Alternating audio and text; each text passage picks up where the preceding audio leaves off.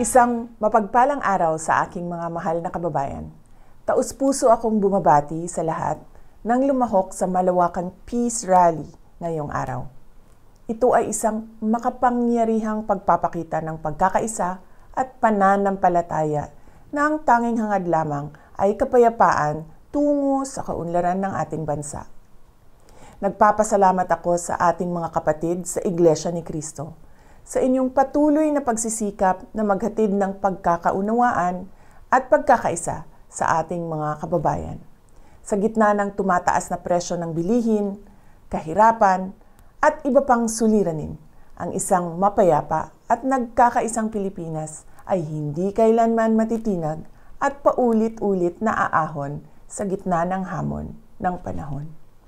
Muli, sa aking mga kababayan, maraming salamat sa inyong malasakit sa bayan.